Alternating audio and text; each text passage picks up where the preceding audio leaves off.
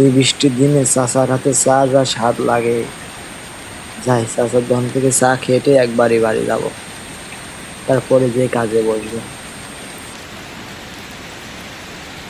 চাচা একটা চা বানান তো আমাদের তিনজনের জন্য। আরে রাফি, তোদের কি খবর?